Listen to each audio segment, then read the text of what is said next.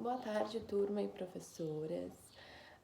Eu e a Ângela escolhemos um equipamento de proteção respiratória, né? Não necessariamente que a gente utilize no meio hospitalar, na área da saúde, mas que mais os socorristas utilizam no resgate, né? Principalmente em incêndios, mas também em acidentes com outros gases tóxicos, né? Gerados talvez por alimentos como a soja, e outros que eu vou citar mais pra frente.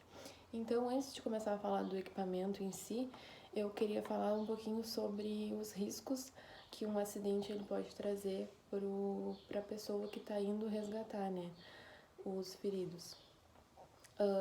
No momento da combustão, né, do incêndio, o oxigênio ele começa a ser queimado e quanto maior o fogo, menos oxigênio tem no ambiente.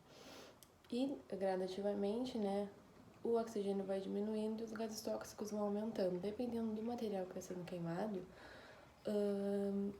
vai se liberando esses gases no ambiente, né? Existem milhares de gases que podem ser liberados, que são tóxicos ao nosso organismo, mas o principal deles acredito que seja o monóxido de carbono, né? Porque a hemoglobina ela tem uma preferência, né, pela fixação nessa molécula.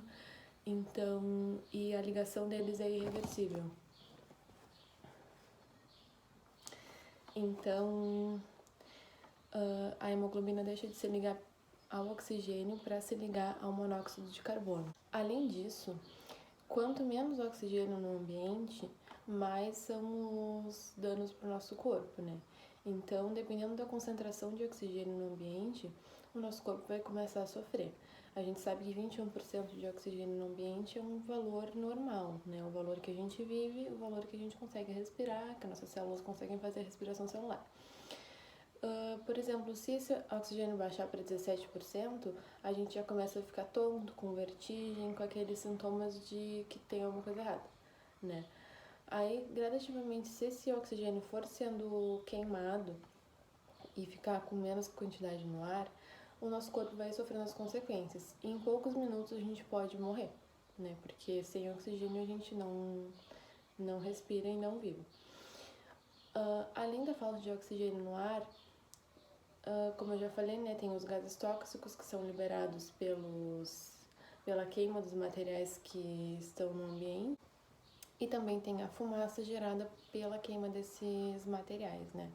Essa fumaça ela vai ser composta principalmente de carbono, de monóxido de carbono e de dióxido de carbono, né, que o carbono ele é a base, né, de todas as moléculas. Então, principalmente esses gases eles vão estar sendo liberados no ambiente no momento da queima desses materiais. Então, agora falando um pouco do aparelho que a gente escolheu.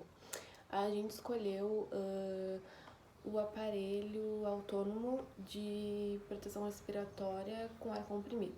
O que é esse aparelho? Ele tem um cilindro de oxigênio. Esse cilindro ele é preso numa abraçadeira, e dessa abraçadeira saem duas fivelas dessa abraçadeira. Então ele fica como se fosse uma mochila. E aí ele prende na frente também, na área da cintura, que a Angela vai explicar como é que se coloca esse aparelho, como é que se prende, né, como é que se faz todas as regulações do aparelho para ele ficar ergonomicamente ajustável ao nosso corpo, né, para não nos causar nenhum dano, porque o cilindro ele vai comportar 7 litros de ar oxigênio, né? E comprimido, esse ar ele vai até 2.040 litros, né? Porque a pressão dentro dele é de 300 bar. Para a gente fazer a conta do ar comprimido que fica dentro dele, a gente precisa fazer a multiplicação dessa pressão de 300 pela quantidade de litros que vai ali dentro, né? Que são 6,8. E ao todo dá 2.040 litros de ar comprimido ali dentro. Então tem esse cilindro, né, que vai nas costas, e embaixo dele tem a válvula. O equipamento ele é autônomo porque nós mesmos regulamos a abertura e o fechamento quando nós quisermos. Então, embaixo desse cilindro tem uma válvula que a Angela vai mostrar também, que a gente com a nossa mão mesmo, a gente vai lá atrás, né, onde ele está engatado, e gira a válvula para abrir quando a gente quiser que o aparelho comece a nos fornecer oxigênio. Saindo desse cilindro tem a mangueira, né? A mangueira ela percorre por todo o nosso corpo e chega até a máscara. Essa mangueira, ela tem na ponta dela, né, na ponta que liga ela no cilindro, ela tem um redutor de pressão. Então, quando a gente liga a válvula, o ar vai sair por ali, o ar comprimido vai sair na pressão reduzida e vai chegar até a máscara, né? A Ângela vai mostrar para vocês como é a máscara.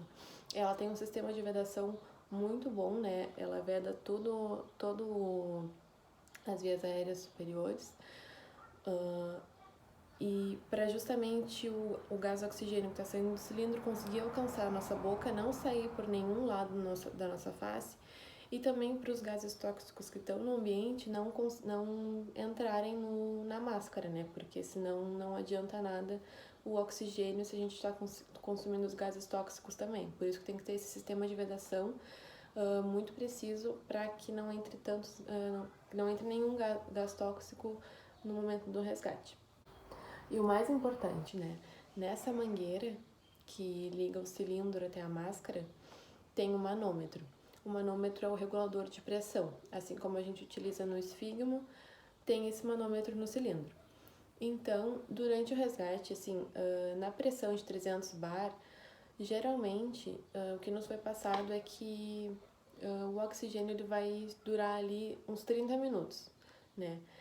Então, a gente tem que estar sempre olhando o manômetro para ver qual é a pressão que tá, para ficar controlando quanto de oxigênio a gente ainda tem no momento do resgate, né? Então, o bombeiro, ele já tá meio automático, assim, a gente viu uns vídeos de resgate, né?